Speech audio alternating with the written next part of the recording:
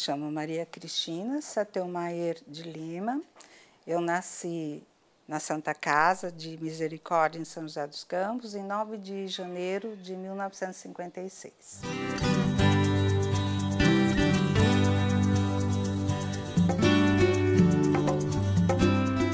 Vamos começar pelos meus avós paternos, que iniciaram tudo aqui. Meu avô se chamava Carlos Sattelmayer, e minha avó, o nome dela de solteira era Catarina Schadt. Ele é do ano de 1902 ele é de 1903 e ela era de 1902. Eles eram de uma aldeia se chamada Mamorak, que pertencia, nesta época do início de 1900, ao Império Austro-Húngaro. Com a grande Primeira Guerra Mundial, este Império Austro-Húngaro se dissolveu e hoje esta aldeia, que ainda existe, ela pertence ao país da Sérvia.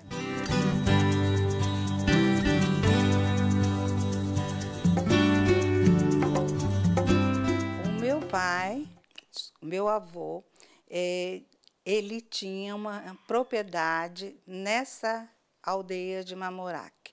Então, meu pai contava que eles plantavam pera e empregavam muitas pessoas nesse local. A minha avó na época, ela era uma camponesa e chegou a trabalhar para a família do meu pai.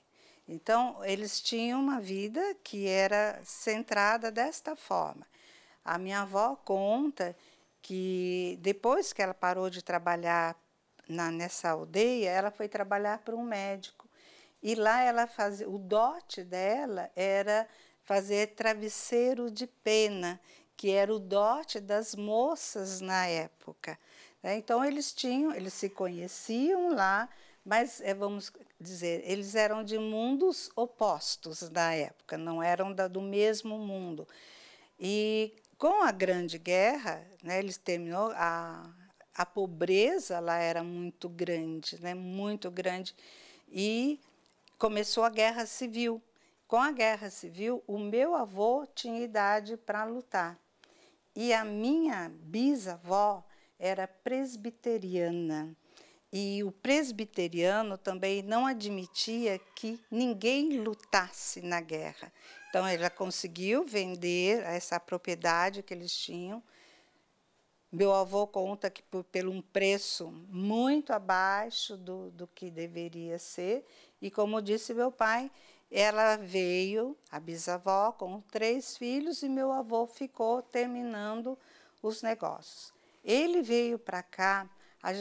Ele nunca comentou esse nome, porque esse documento eu acho que ele sumiu com esse documento. Mas ele veio para cá, como ele tinha que lutar, ele veio para cá com documentos falsos. Ele não veio com documento de Carlos Sattelmayer. E o Sattelmayer tem uma história também. Antes era Sattel e Mayer, eram 2 famílias.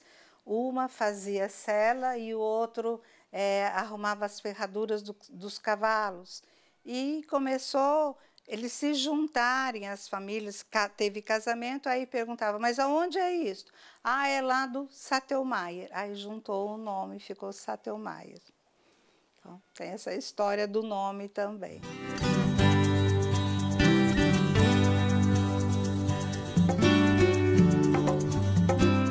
E a gente sabe que ele veio com Carlos, isso a gente sabe, mas o outro falso, ele nunca falou para a gente. Falou para o senhor, pai? Também nunca falou.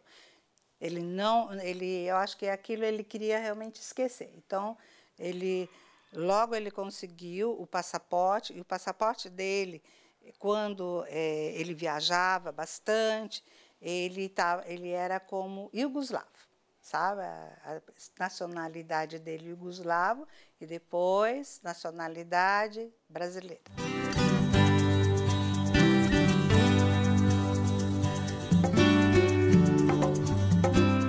Então, O meu avô veio para essa região onde está hoje a General Motors do Brasil. Eles começaram ali a plantar alimentos, legumes, mas, como disse meu pai, não era um solo apropriado para isso. Então, eles acabaram perdendo o dinheiro que eles trouxeram e que compraram, não foi para um terreno adequado para esse tipo de plantação. Então, mas ele veio para cá. A minha avó, ela veio naquela situação dos imigrantes. Ela conta que ela tinha 8 travesseiros de pena, diz que era um dote muito valioso naquela época. Ela vendeu os travesseiros de pena e deu para comprar metade da passagem para o Brasil. A outra metade foi financiada pelos fazendeiros daquela região do café. Então, o que ela teve que fazer? Durante um ano, eles foram para essa região de Hortolândia, né?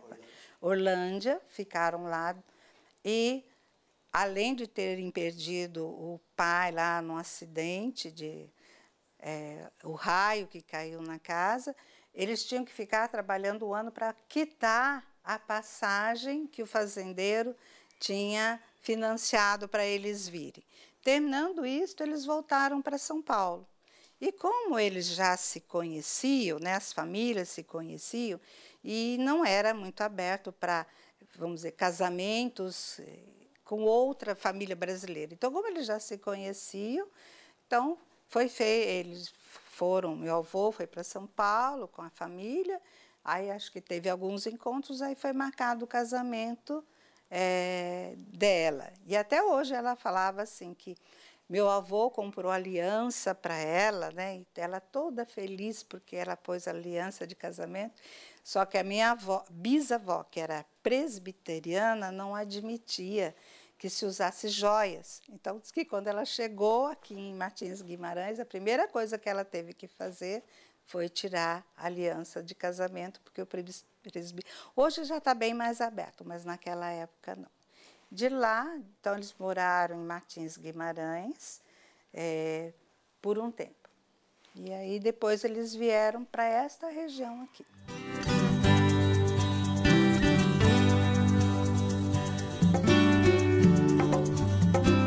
Primeiramente, meu avô, como lá a terra que eles compraram não era boa, e o que ele teve que fazer? Ele teve que procurar emprego. Então, do outro lado aqui tinha esse fazendeiro que se chamava João Leite e empregou o meu avô. Então, meu avô foi trabalhar na roça, tá? Ele era empregado, então trabalhava na roça a semana toda. A minha avó disse que ficava como caseira e o primeiro filho, que era o Frederico, nasceu nessa parte que se chama da Fazenda Ronda hoje. Meu avô, como ele, né, ele trouxe um conhecimento lá da Europa, do país que ele vivia, ele sabia trabalhar muito com trator. Então, o que ele começou a fazer aos finais de semana? Começou a abrir valetas para plantio de arroz.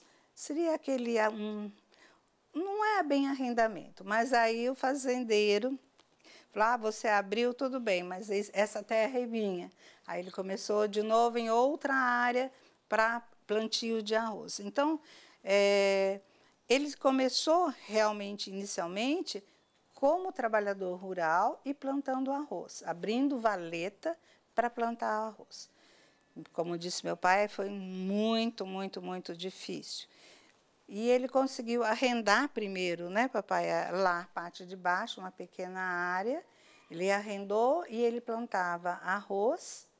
E a minha avó fazia pão, aquelas formas retangulares, porque era um lugar que não existia padaria. Então, ela contava que isso, ela levantava 3 horas da manhã para fazer o pão, e os filhos, né, que iam vender e receber o pão que ela fazia para a renda. Esta parte daqui era de um alemão, né, papai, chamado Guilherme Gauglitz. esta parte aqui, que depois ia até do outro lado da Dutra. Este alemão, meu avô veio para cá, arrendou também para cá essa parte, e aí quando eles arrendaram, eles foram morar nesta casa, que é a Fazenda Santa Catarina, mas esse nome veio bem depois.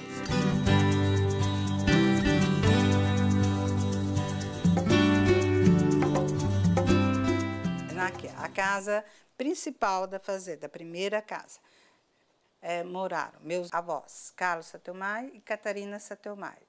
O filho mais velho, Frederico Sattelmayer, depois meu pai, Carlos Jorge Sattelmayer, depois Elisa Sattelmayer,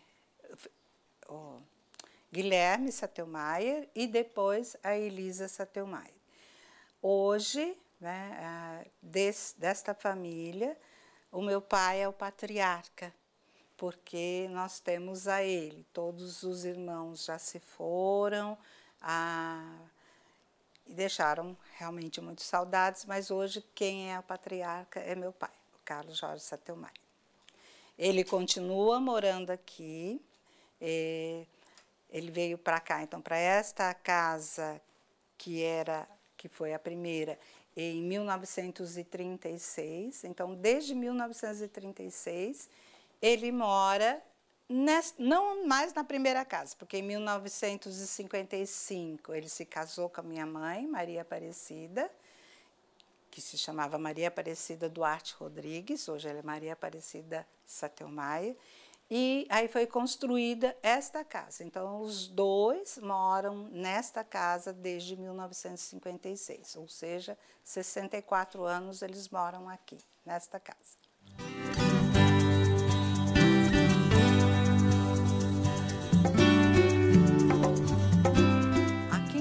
Aqui no distrito de Eugênio de Melo só tinha a escola primária, que ia até o 4º ano. Então, o meu tio mais velho, Frederico, meu avô, ele praticamente disse assim, o que cada filho deveria fazer. Ele falou que o mais velho teria que estudar. Então, meu tio Frederico foi estudar em Caçapava, como assim, fazer o ginásio lá, e ele é da primeira turma de engenheiros do ITA, do Instituto Tecnológico Aeronáutico. Então, ele é da primeira turma, vamos dizer assim, os vanguardistas. Meu avô sempre dizia que um filho teria que ficar aqui. Quem daria o sustento para que os outros fossem estudar fora seria o meu pai. Então, o meu pai, ele ficou aqui na fazenda. Então, ele era o braço direito do meu avô. Ele era o administrador da fazenda. Então, a época que começou, eles começaram com plantio de arroz e feijão. Como disse meu pai, o arroz era muito difícil de ser plantado. Se passasse um pouco, colocava para secar, e se secava mais, já perdia o valor. Quem comprava era só um cerealista, e ele dava o valor que ele queria. Então, aquela história que a gente conhecia. Aí, depois disto, veio o plantio da batata. Realmente, com o plantio da batata na região de Várzea, que ficava do outro lado da estrada férrea, realmente deu assim, levantou em termos financeiros a fazenda. Então, meu pai, junto com meu avô, sempre no plantio, então tinha a parte de agricultura, e junto com a batata começou o gado leiteiro. Então, meu pai sempre com esse lado na fazenda, ele era o administrador da fazenda junto com o meu avô. Depois que meu tio se formou, meu avô tinha uma visão de que tinha que ir para vários lados, né? Não ficar apenas na agricultura e na pecuária. Então, ele abriu em São Bernardo do Campo uma fábrica de montagem de capotas do Jeep Toyota.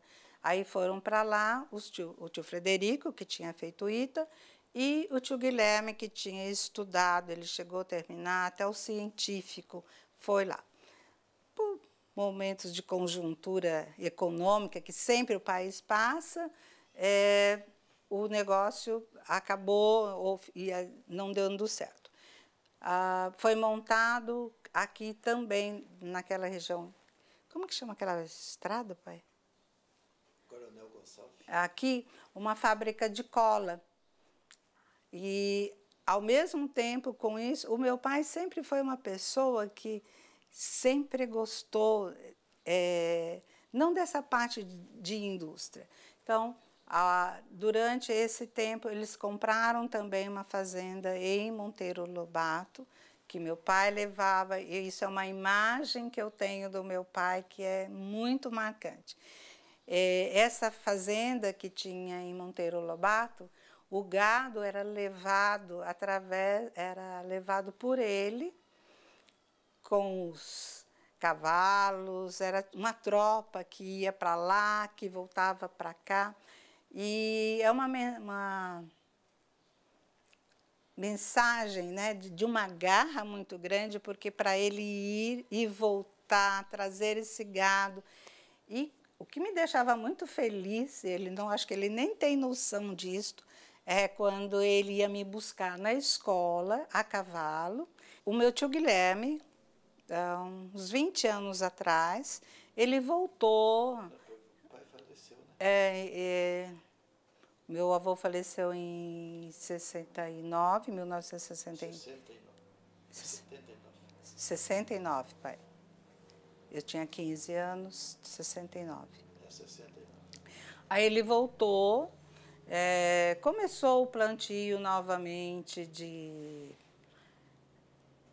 arroz e batata, do outro lado, mas assim, quem realmente assim ficou à frente da fazenda a vida toda foi meu pai. Então, o nosso contato com o nosso avô era muito grande. Nós éramos, né, morávamos aqui, os 4 filhos, que nós somos em 4, eu a mais velha, a Ivete, o Carlos e o Almir. Então, nós éramos muito próximos, a gente ficava, todo dia se via. Então, o almoço aos domingos era uma mistura do lado da comida brasileira com a comida alemã, porque nós tínhamos a minha outra avó, a avó Benedita, mãe dela, que vinha almoçar conosco também. Então, não podia faltar nos almoços de domingo. Ou era o pernil, ou era o lombo, chucrute, que era, né, a comida, o purê de batata, e aí do outro lado tinha que ter o frango caipira, a macarronada. Então, os nossos almoços de domingo era esse lado, o alemão com o brasileiro. O meu irmão Carlos, que está lá no restaurante, ele aprendeu fazer um sonho que é só a minha avó que fazia, que a gente falava. E o strudel, agora a gente acaba trazendo, às vezes, papai, porque a gente acabou não aprendendo a fazer. Mas meu pai realmente assim foi a pessoa que ficou. Hoje ele parou de plantar, que ele se dedicou aí assim, ao gado leiteiro. O gado leiteiro, o leite ia para a cooperativa de laticínios de São José dos Campos. Meu avô foi um dos primeiros cooperados da cooperativa de laticínios. A fábrica de ração que tem hoje no Novo Horizonte leva o nome do meu avô, Carlos Satelmar, em homenagem, né, por ter sido um dos fundadores. E meu pai teve muito tempo, né, a gente fala que ele criou os 4 filhos com a labuta do gado, do plantio, e aquela parte assim, aí hoje ele tem gado de corte, hoje ele não faz mais, não tem mais gado leiteiro, Mas tem o gado de corte, aí vocês vão ver que aqui na frente, né? Todo dia vem, né? Ele vai, faz aquele, com a idade que ele está hoje, mas ele corre a cerca todo dia, chama o gado, eles conhecem pelo assobio dele, que eles têm que descer, que têm que voltar. Então, é uma história. Aqui o armazém, aqui o restaurante, quando o meu avô comprou, né, ele era um armazém, né? Ele tem de construção, no mínimo, agora uns 130 anos. E aí agora ele do armazém, que era aquele costume das pessoas virem fazer compra no sábado, marcar na caderneta. Hoje tornou-se um restaurante que foi, assim, vamos dizer, montado pelos meus pais. Quem montou o restaurante foram os meus pais e o gerenciamento é dos meus irmãos, do Carlos e do Almir.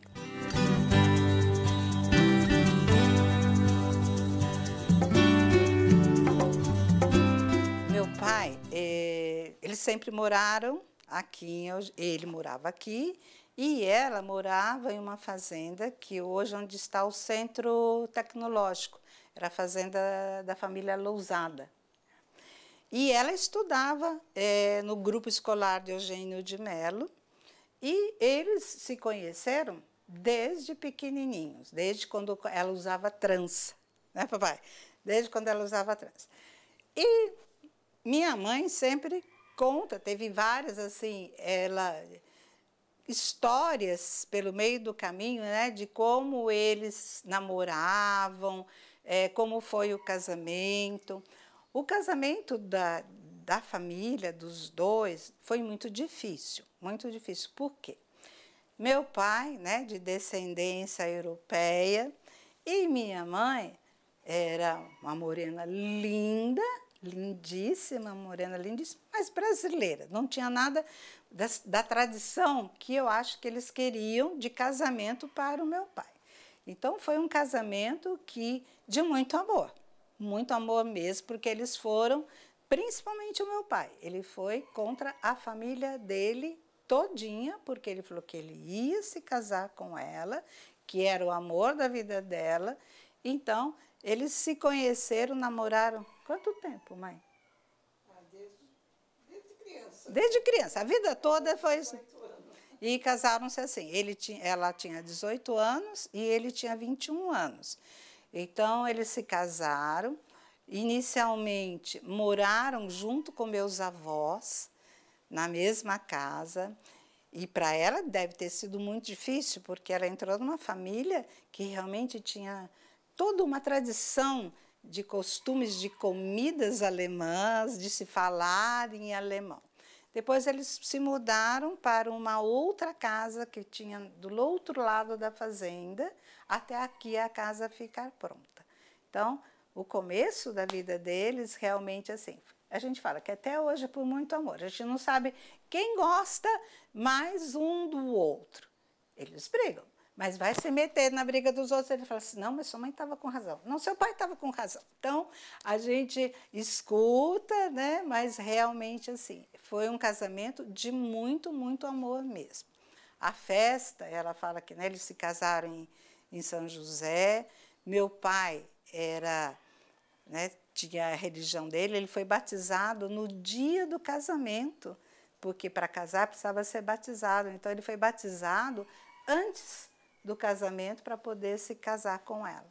Então, teve a festa, mas eu falo que a gente fez um resgate, né, porque não teve convite de casamento. Então, nós fizemos, quando eles fizeram bodas de ouro, nós fizemos uma festa com convite de casamento para ele levar para os amigos deles, que eles fizeram durante toda uma vida.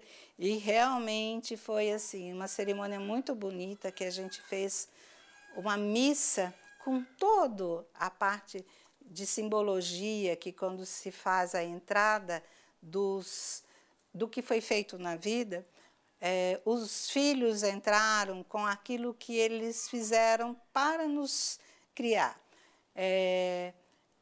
Eles entraram com um balde de leite, que era que o meu pai fez a vida toda, né, tirar o leite. Isso na hora do ofertório. Um neto entrou com uma barra de goiabada cascão, que eles fazem até hoje. Foi uma coisa que eles fizeram muito, muito, porque aqui tem goiaba, então ela aprendeu com a mãe dela a fazer a goiabada. Então, outro neto entrou levando as penas do pavão, porque há muito tempo ela sempre falava que ela queria criar aves ornamentais. E isso ela começou aos pouquinhos e com, vamos dizer, a ajuda dele, né, para ir atrás, para ter... Então, foi feito um resgate, foi feita uma peça. E depois teve de 60 anos, que foi aqui no restaurante. Então, eu falo, é uma vida que eles, de muito sacrifício, muito sacrifício.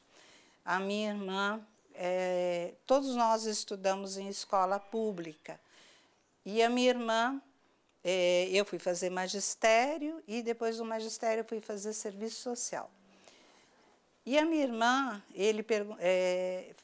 perguntaram para ela, o que você vai fazer? Porque ela tocava piano, ela tocava assim lindamente, fazia o conservatório musical.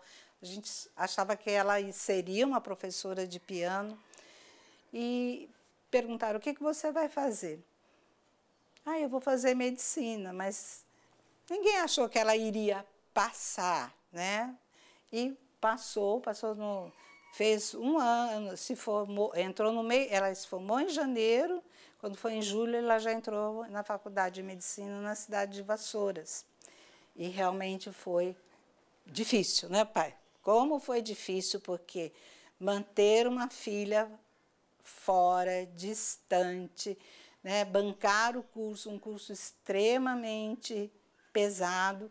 Então, a gente sempre tem um orgulho muito grande de falar, sabe, do que eles fizeram para que os filhos estudassem. Então, a minha irmã, hoje ela é nefrologista, ela tem uma clínica que se chama Nefromed. E como disse a minha mãe começou com um problema renal muito cedo. Então, ela fala, sua irmã foi fazer nefrologia para quando eu estivesse com problemas mais sérios, né, tomar conta.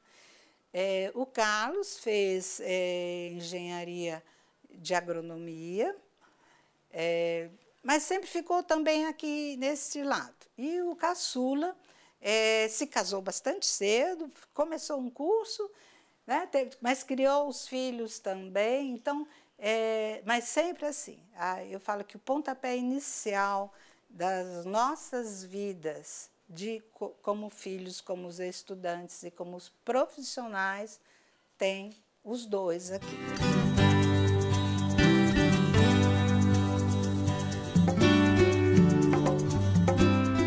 E eles tiveram também, assim, eu sinto assim, esse envolvimento com a comunidade muito grande.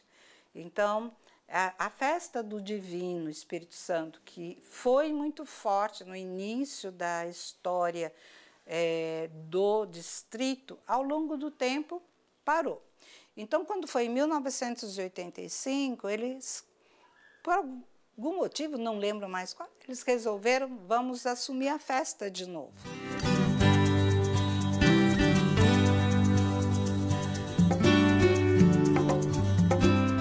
A minha avó se chama Catarina, né? Se chamava Catarina.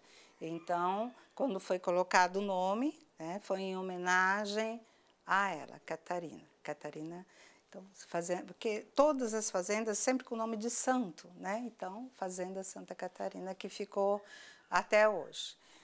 Quando meus avós morreram, começou a repartir, né, a fazenda. Né? Então, o que cada um coube a cada filho, né? Que na época eram 3 filhos, Frederico, meu pai e o Guilherme. A fazenda continuou com este nome. Meu pai manteve, né, papai, o nome Fazenda Santa Catarina, ele não mudou o nome. Aqui.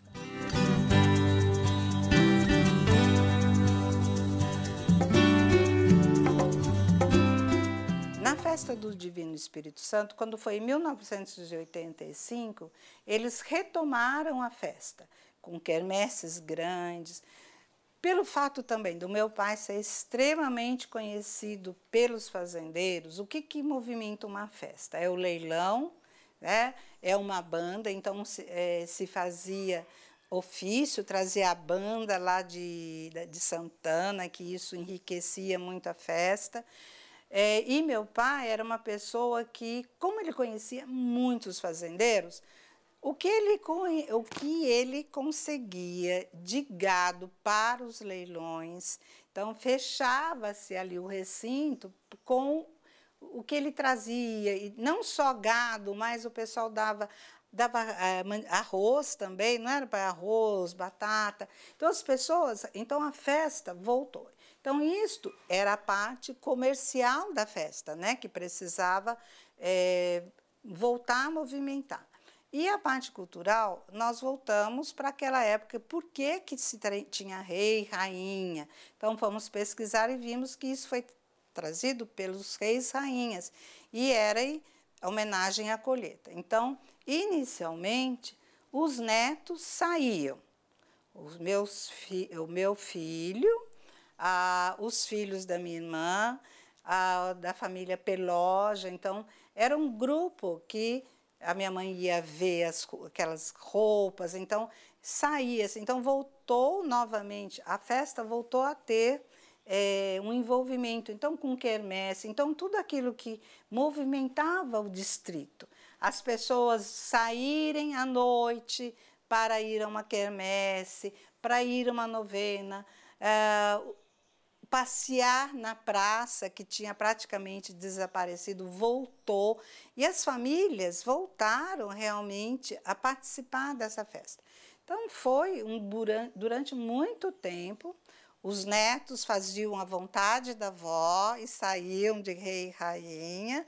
Depois que eles cresceram, aí vieram as crianças que eram da comunidade, que eram convidadas por outras pessoas.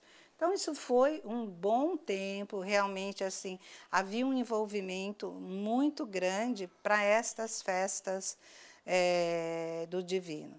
E durante também o aniversário do distrito, que é 28 de agosto, nós voltamos a participar bastante, todo ano. Era um carro alegórico diferente, as crianças cada ano saíam vestidas com uma cor, né? Isso, a minha avó Catarina, ela era uma pessoa que conhecia muito, né? Então ela falava assim, pode ser as roupas, tanto dos meninos como das meninas, pode ser na cor verde, preto e marrom. Então, cada ano, eles saíam nas ruas do distrito vestidos com as indumentárias dos bisavós, de onde eles tinham trazido. E isso, para a nossa história de família, também era muito importante, porque cada ano que eles se vestiam para sair na festa do distrito, nós levávamos lá na casa dela, na fazenda, e ela contava as histórias, e contava como que era lá, que tipo de dança que era feito. Então, esse lado da participação trouxe um resgate da história e da cultura de ambos os lados, tanto do país que eles vieram, como daqui.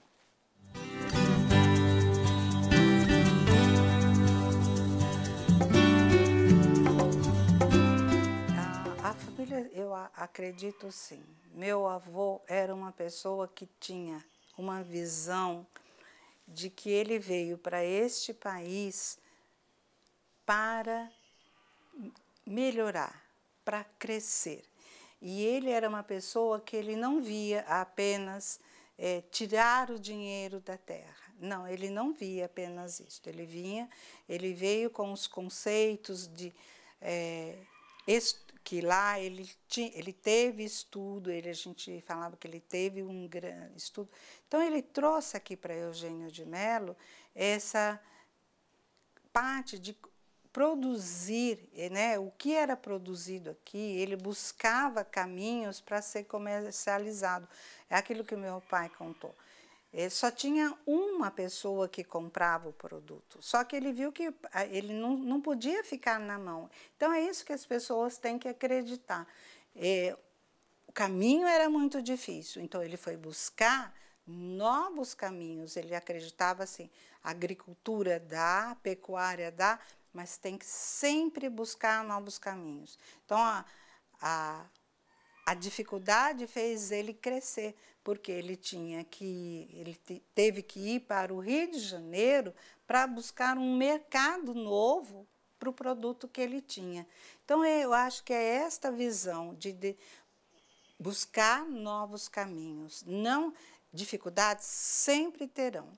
Eugênio de Mello, eles participaram a vida toda deste distrito. Eles cresceram aqui, participaram da mudança. A Dutra, quando cortou a fazenda, né? A fazenda foi cortada em 2 partes, mas essa visão de um avô que eu tinha, assim, quando eu me formei, eu fui a única que ele conseguiu ainda ver me formar no curso primário, porque ele se faleceu muito jovem. Mas é a felicidade que eu tive quando eu vi na minha formatura. Então, a importância que ele sempre deu ao local para que avançasse, que tivesse um estudo, não ficasse estagnado. Os meus pais, né, que fizeram, enquanto puderam, a vida cultural do distrito não parar, ir para frente, né? E era muito importante esses desfiles que nós participamos. Então, a história tem que ser contada, a história não pode ficar apenas em mão de algumas pessoas, ela tem que ser distribuída, né? Como disse a gente. E os meus pais, né, eles são exemplos de vida, são exemplos de pessoas que, como disse meu pai, ele ficou para gerir a fazenda, ele não estudou. A minha mãe queria muito estudar, muito, mas naquela época, como ela dizia, só quem era muito rico que podia continuar os estudos. Mas ela sempre falava, os meus filhos vão estudar. Então, pessoas que, na maior dificuldade financeira, nós morávamos aqui, tivemos que estudar na cidade, foi montado um apartamento na cidade, meu pai tinha que sair todo dia lá, de madrugada, para vir aqui ver como é que estavam as coisas. Ela vinha depois do almoço, porque ela ficava tomando conta dos filhos, o almoço, que sempre foi presente. Então, o que eu tenho para falar é isto, de pais que não deixaram os desafios da vida fazer com que eles falassem assim, vamos desistir. Não, eles sempre foram para os filhos modelos, e são até hoje modelos.